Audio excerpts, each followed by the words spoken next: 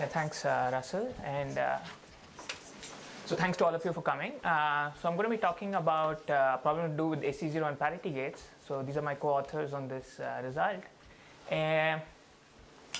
So what's the result about? So it's going to be about, so essentially it's motivated by these two circuit classes, things that we've seen multiple times this week. So AC0 and AC0 with parity gates, right? So AC0 circuits are constant depth circuits with AND, OR, and NOT gates. AC0 with parity gates, the same thing, but you have parity gates in addition, right? So these are circuit classes that have been studied for a long, long time. So among the first circuit classes for which we proved lower bounds. So for example, for AC0, we know that from the early 80s, we've had these very influential results that prove lower bounds for AC0, starting with the work of Oitoy and first Saksipser and culminating in this very influential work of Hostad, from which we know that parity does not have sub-exponential sized AC0 circuits, right? And this is proved via this famous technique of random restrictions. And pretty soon after Hostad's work, people considered what happens if you augment AC0 with parity. So right, you get an exponentially stronger circuit class. And can you prove lower bounds for this? And pretty soon, Rasbarov, followed by another result of Smolensky, were able to establish pretty strong exponential lower bounds for this circuit class as well. Okay, so these have been studied since the 80s, and we have exponential lower bounds for them. But let's looking at this, and okay, I know everybody here knows a lot about it, but just assume that you didn't know anymore. You would think that these results sort of subsume those results, right? You have an exponential lower bound for a stronger circuit class. But that's emphatically not the case. So the results on AC0 are sort of yield a much stronger qualitative and in some sense quantitative understanding of the circuit class than the results for AC0 with parity gates. So for example, in the setting of AC0, the result of Hostad implies exponentially strong average case lower bounds for AC0. We don't have analogous results for AC0 with parity gates. The best average case lower bounds we know are like inverse polynomials, so much weaker than what we know for AC0. Directly following on from these strong average case lower bounds, Nissan was able to construct strong pseudo-random generators for AC0. So pseudo-random generators that have only polylogarithmic seed length. We have such results for AC0, and we've had them since the late 80s, but we don't have analogous results for AC0 with parity gates. The best pseudo-random generators we have seed length slightly smaller than n, so just slightly better than trivial. And there are many other such results. Okay, and the kind of thing that I'm going to talk about is sort of inspired by another example of such a gap in our understanding. And this is to do with what I call size hierarchy theorems. Okay, so what are size hierarchy theorems? So we all know time and space hierarchy theorems for Turing machines. And so size hierarchy theorems are analogous questions for circuits. Okay, so given a circuit class C, what I'd like to show is that the set of functions computable by circuits of some size S. And for the purpose of this talk, think of S as a large polynomial in the number of variables, maybe n to the 100 or something. So the set of functions that can be computed by circuits of size n to the 100 is a much smaller set than the set of functions computed by circuits of size n to the 200. Okay, and definitely we expect this to be true. And in this language, actually, it's easily true if you work with non-explicit or non-uniform circuit classes. You can very easily count the number of functions that have circuits of size S. You can lower bound the number of functions that have circuit size S square, and easily it follows that there are functions in the latter class that are not in the former class. Okay, but as usual in circuit complexity, non-explicit bounds are easy to come by, and what we'd like to do is come up with explicit separations of this form, right? Or equivalently, I would like to separate the uniform versions of these circuit classes. All right, and when I can do this, I'll say that I have a size hierarchy theorem for the circuit class. Okay, does it make sense? But I think what you really want to do is have the upper bound be in the uniform class and the lower bound be in the non-uniform. That's exactly right. So that's what we will eventually get, right? We will get a non-uniform lower bound, but a uniform upper bound. Okay, great. So what about the circuit classes that I mentioned, AC0 and AC0 with parity gates? Do we have such results? Well, first of all, for AC0 we do. Okay, so let me go review some of these results. So here's the sort of bound of Hostad that I mentioned, the one from the 80s. So it says that any AC0 depth D circuit for the parity function must have size exponential in n to the 1 over d minus 1. Okay, so it's kind of a mouthful, but it turns out that this bound is actually tight. So Hostad shows that any circuit for the parity function must have this size, and in fact it's quite easy to construct circuits of this size for the parity function. So it's a great example of a tight lower bound. Okay, and so I'm going to deal with a bunch of results like this. So instead of stating it for general D, let me look at a very specific D. So first kind of non-trivial case of this result is the case when the depth is 3. In particular, when D is 3, what this says is that the AC0 complexity of the function, the parity function, is exponential in theta of square root n. Okay, so I have an upper bound, something like 2 to the order square root n, and I have a lower bound, which is some 2 to the omega square root n. So I really understand this. Right? And immediately, this implies the kind of size hierarchy theorem that I was talking about. Right? So immediately, I know that the parity function can be computed by circuits of a certain size, right? Some 2 to the omega, well, 2 to the order root n, but it cannot be computed by circuits of roughly the same size up to a polynomial factor, some 2 to the omega root n. Right? So I get a separation between circuits of size s and circuits of some size polynomial in s, where this s is this 2 to the root n. Okay? So in fact, this yields a separation between all s and s to the order 1, where s is less than some 2 to the root n, because you can always take the parity on a smaller set of variables and you get the same kind of separation. Right? Does this make sense? Very good. Okay, so this is, I'm stating this for d equals 3, but this is true for all d. So for every d, we know by the same result that we have a sort of a hierarchy for AC0 circuits of depth d. Okay, and this is what I'll call a fixed depth size hierarchy theorem. Right, fixed depth because I'm fixing a certain d, and then I'm allowing the size to vary. Okay, what this does not yield, unfortunately, is a separation between, let's say, circuits of size n to the 200 and depth 3, and circuits of size n to the 100 and depth 4, for example. Okay, so it's for a fixed depth, it doesn't work across depths. Okay, it turns out that we also have such results for AC0, so we have something much stronger in some sense, right? So for polynomial sizes, so there are these beautiful results of Ben and Kazuyuki who show the following, that for any polynomial size s, AC0 circuits of size s, and here there's no dependence on depth, the depth can be arbitrary, form a strict subclass of AC0 circuits of size s to the 1 plus epsilon, for any epsilon I want. Okay, so it's qualitatively a very different result, right? Because this is computable in some fixed depth. Okay, in fact it's depth 2. Okay, and even if you allow a larger but constant depth on the other side, you cannot compute it in size s. Okay, so in fact this is what the result looks like. There's a function which can be computed by a DNF formula size n to the k, but cannot be computed by any constant depth formula or circuit of size n to the k minus epsilon. Right. Yeah, so right. Is this true even without the AC0D? Like by accounting argument? Right, so I want explicit separations and all this. Right. So it's not by accounting, right? I want an explicit example of such a function. And like Avi said, it's essentially the clique function. So Ben showed lower bounds for the clique function, but there you have n to the k versus n to the k over 4 or something. But if you want this kind of strong separation, Kazuyuki actually looked at hypergraph variance of the clique function, and that's what you get. And how large can S be? Like, so I believe S can be any polynomial, but it's probably slightly beyond that, maybe n to the log n or something. I don't know. I don't know. I'm not exactly sure. Okay. All right, so this is the kind of stuff we know for AC0, right? So in my opinion, the size hierarchy question in some sense has been very satisfactorily answered in the setting. Okay, but what about AC0 with parity gates? Right? So here the setting is very different. The answers we have are much weaker. So just going back again to the exponential lower bounds from the 80s. So results of Razborov and Smolensky, for example, they showed lower bounds for symmetric functions of these kinds. Let's say the mod 3 function, where you're summing up a collection of n bits and you want to know if it's 0 mod 3 or not, or the majority function. They again have exponential size, but these exponential sizes are just a little weaker than what we got for AC0. Okay, so for example, for depth 3, so I'm going to stick to depth 3 throughout my talk, it's something like exponential n to the 1/4. And just to recall, for AC0, the corresponding bounds are something like exponential in root n. So just slightly weaker, but the slightly weaker is enough because the upper bound that we have is actually much, much worse than this. Right? So the best upper bounds we have for the mod 3 function is something like 2 to the order root n. This is actually an AC0 upper bound. We don't have any better upper bounds for AC0 with parity gates. And for majority, it's actually even worse. Okay? So the lower bounds in this setting do not match the upper bounds, like in the theorem of Hofstad. Okay? So as a result, you don't get the kind of size hierarchy theorem that we got for AC0 immediately from Hofstad's theorem. You get something slightly weaker. Okay? So what we are able to prove as a result of all this is a quasi-polynomial fixed step size hierarchy theorem. Okay? So it's definitely weaker. We don't even have a fixed depth polynomial version of it. Okay.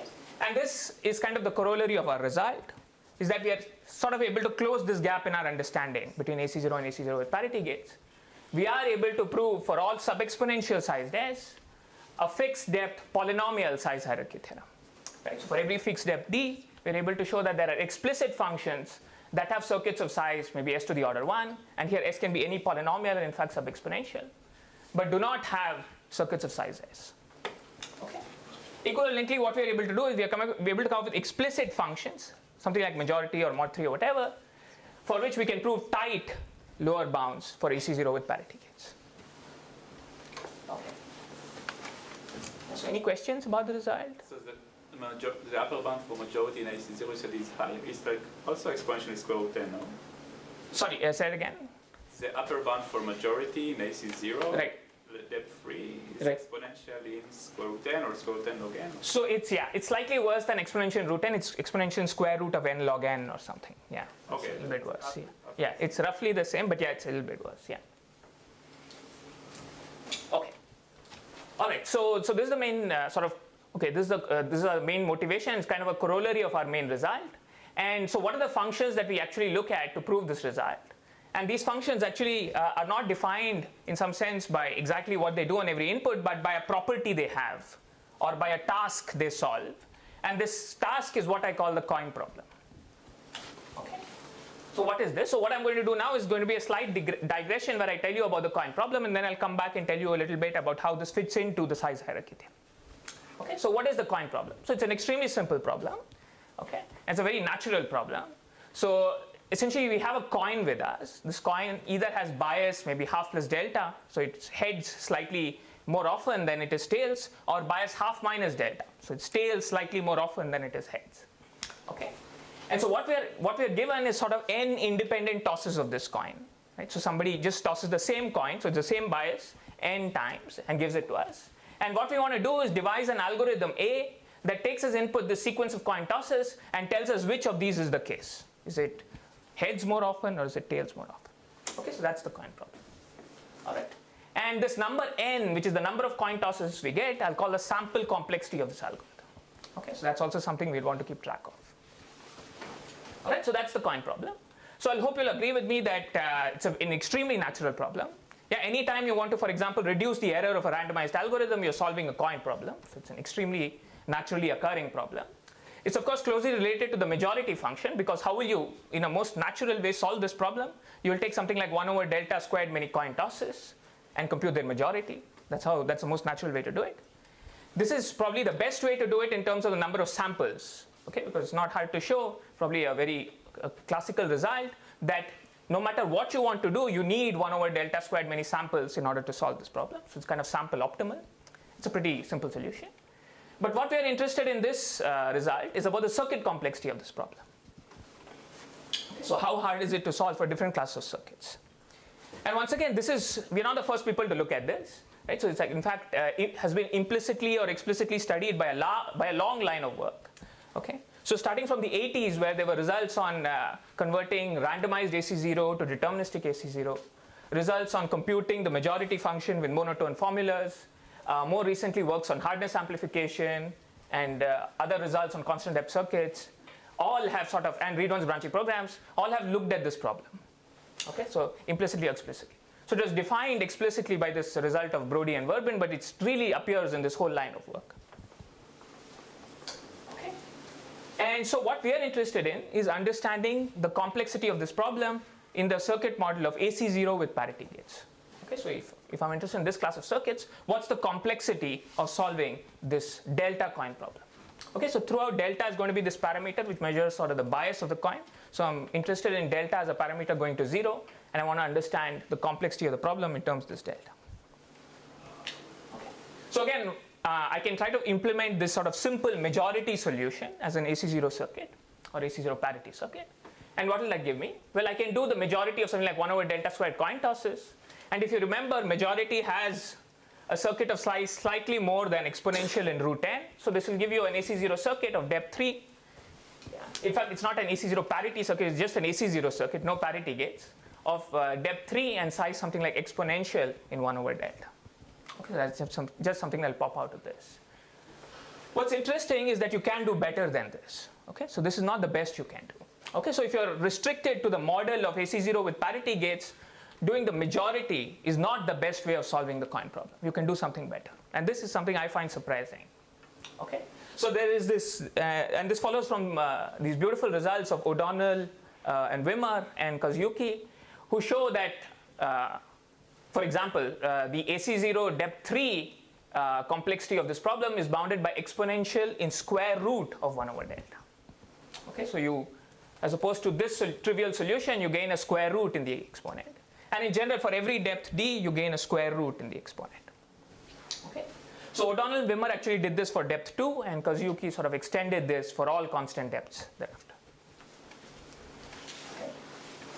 So I want to tell you a little bit about their construction and then go on to the application to size hierarchy theorems. So what do these formulas of O'Donnell, Wimmer, and Kazuyuki Amano look like?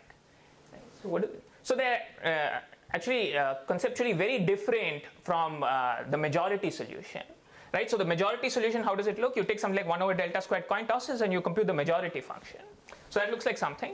Here the solution is extremely different. So it's the formula they construct, in fact, takes an exponential number of samples. Okay, so it's a large formula, it's of exponential size, but it's a read once formula. So every leaf of the formula is a distinct variable.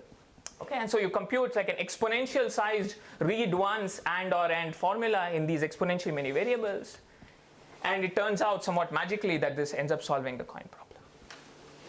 Okay. So I don't want to get into these parameters here, but it's an extremely explicit formula. That's something I want you to take home. And it's conceptually a very different solution from the majority solution for solving the coin problem. Yes? Is this related to like the I-type NOR function that computes approximate majority? Yep. So it's sort of related to it. Yeah, but it's not the same thing. It's not that approximate majority. Right. It's computing something slightly different. It's that with some errors thrown in, I think. Something like that. I think the point is that for the coin problem, the difference between the coin problem and the majority problem is that you can err on inputs whose weight is between half minus delta and half plus delta. That's true, you can do that, but this takes advantage of something even more than that in some sense. So we'll get to that in a second. Oh, yeah. I see. So here, is it important that you know exact bounds on delta, or is it just that you have a lower bound on delta? Right, so I am assuming that I know delta exactly. Right, but this solution, it's a monotone solution, so it also works if you have a sort of a bound on delta. This is like the Sipser function, which is sort of a canonical example that we should think of. No, but the degrees are not, it's not balanced. Yeah, so yeah, well, this one is sort of balanced, right? Yeah, but the degrees are a little bit different. In between, it's not, well, so I'll get to that maybe in a little bit, yeah. So, okay. Yeah, it's not exactly the Sipser function. The degrees of these formulas are a little bit different. Okay, but it's a very simple formula. It's sort of a very regular graph, and at every leaf, distinct leaf of the graph, you have a different variable. That's it. Okay, so it's a very explicit function. All right, so back to size hierarchy theorems. So let me tell you why this is related to size hierarchy theorems. Okay, so just to recall, so what did we want in order to prove a size hierarchy theorem for AC0 with parity gates? Right? What we wanted to do is we wanted an explicit function for which we can prove tight lower bounds. This is what really proving size hierarchy theorems means. Okay, and standard lower bounds, like for example the majority function, they're not tight. So what do we want to do? We change our function class. Okay, good. All right. It turns out, however, that if we are looking for tight lower bounds for AC0 with parity gates, there are examples of this form already occurring in previous literature. Okay, and our sort of search for this is guided by these examples. Okay, so what are these examples? These are the so-called approximate majorities. Okay, so what are approximate majorities? So very unfortunately, these are not the same approximate majorities that have already featured prominently in this workshop. They're slightly different set of approximate majorities. So I want you to forget about those, and I'll redefine it in a slightly different way. So an approximate majority here is a function that's approximately the majority function. Okay, so that's what it is. So it's a function on n bits which agrees with the majority function on 90% of the inputs. Okay, so that's an approximate majority. Yeah, it's much more worthy of the name in my opinion. But anyway, okay. So these are approximate majorities. All right. So it turns out that there are many interesting things we can say about the AC0 parity complexity of approximate majorities. Okay. So interestingly, and this is related to the coin problem, and as I'll describe in forthcoming slides, So what O'Donnell, Wimmer, and Amano showed in these results about the coin problem is that there are approximate majorities which have AC0 circuits of depth 3 and size something like 2 to the n to the 1/4. Yeah, again, if you want to compute majority exactly, the right answer may be 2 to the root n.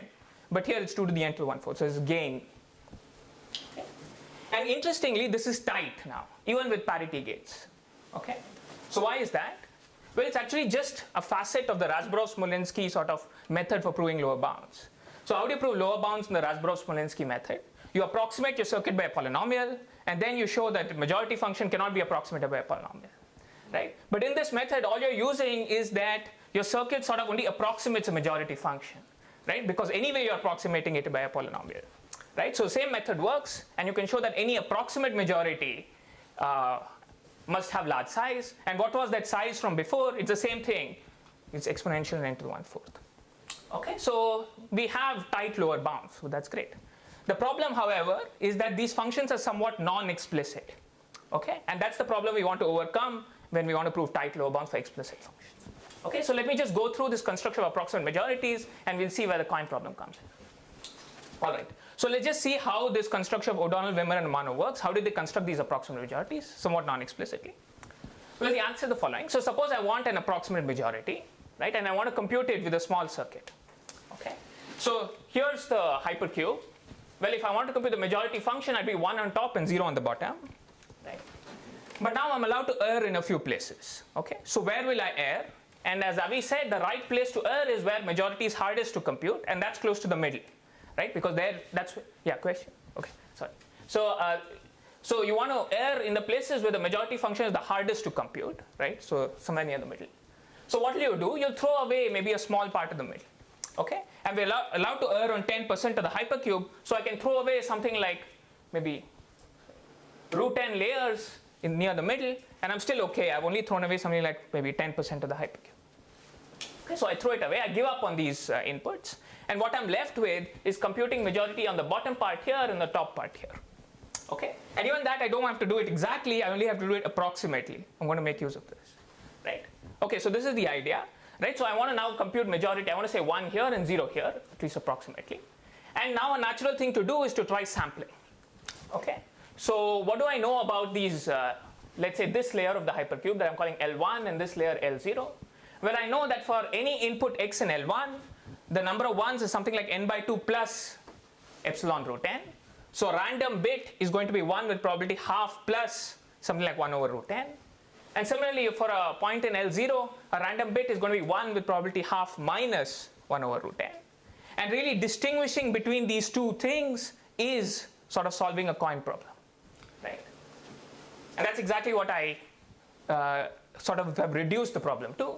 If I want to sort of distinguish between inputs in this layer and this layer by sampling, then what I really need to do is solve the coin problem for a certain value of delta. And what value of delta is that? Something like epsilon by root n. Okay. So that's the observation, that if I had a circuit or some function that solved the delta coin problem where delta is something like 1 over root n, then what I could do is I could use this to distinguish between points in L1 and points in L0. How? I would start with my circuit and just plug in random bits from my input. I just choose a bunch of input bits at random and just plug them in to see. And if this input happened to come from L0, then these bits would be like half minus delta biased. And these inputs happen to come from L1, they would be half plus delta biased. Okay? So in either case, this would agree with the majority function most of the time because it solves the coin problem. Okay? So does that make sense? Is it okay? But then the explicitness is in picking the random. Correct.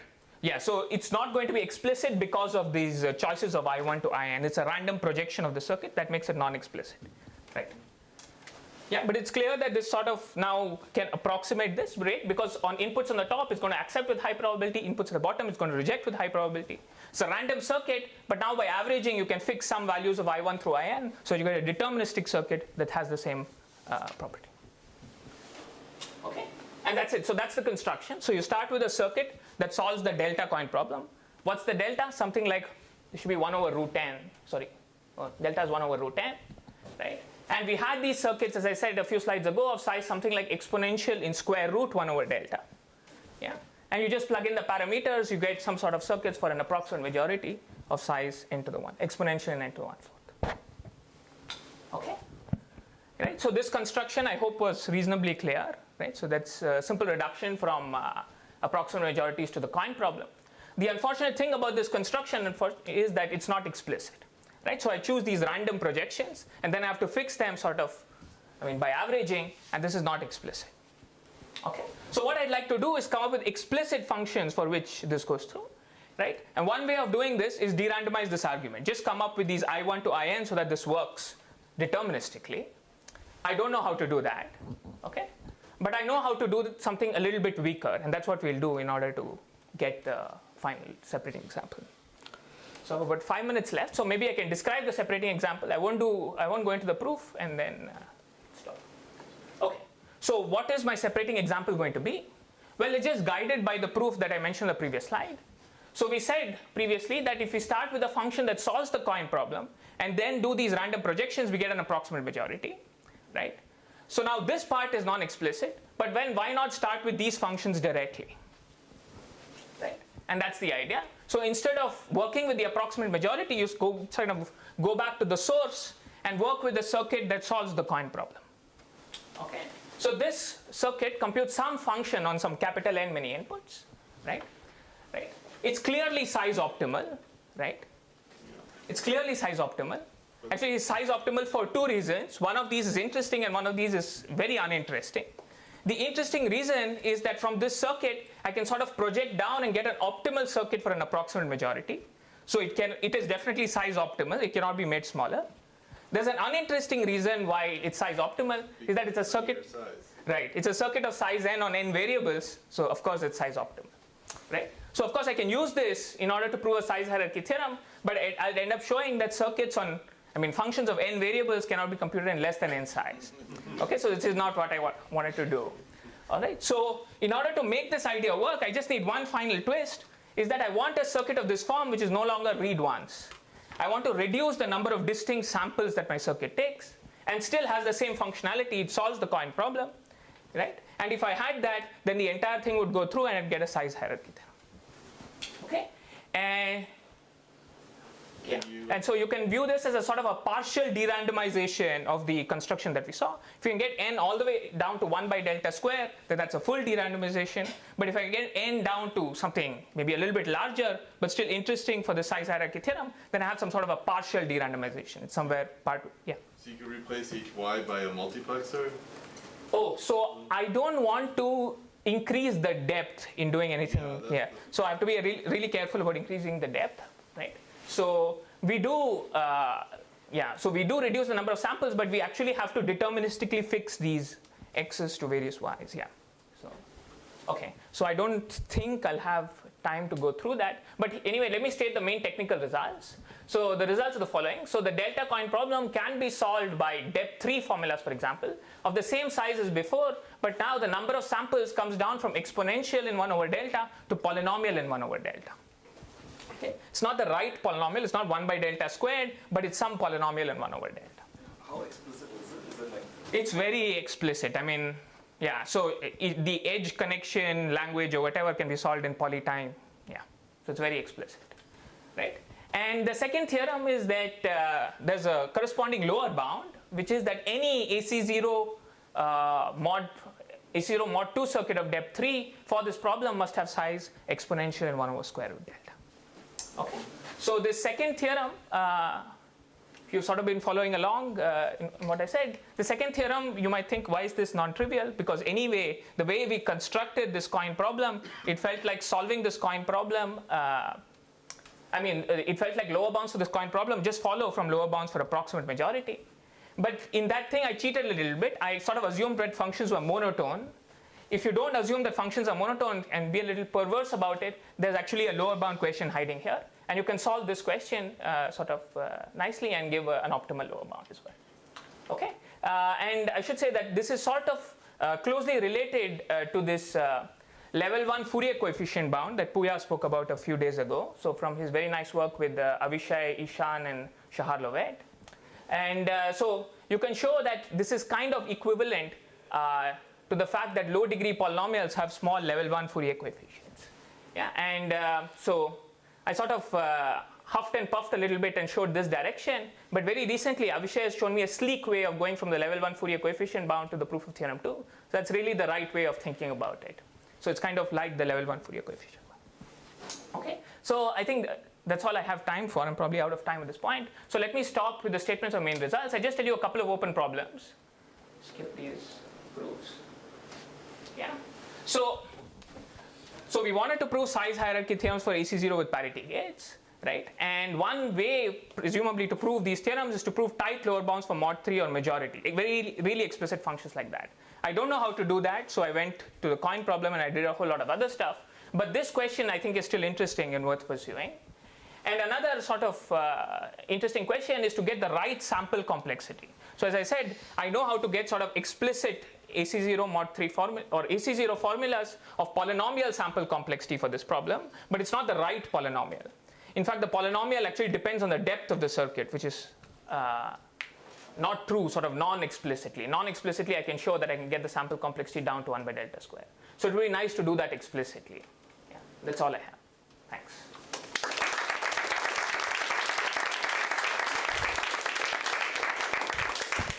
I think we don't have even time for a quick question. So let's thank the speaker again.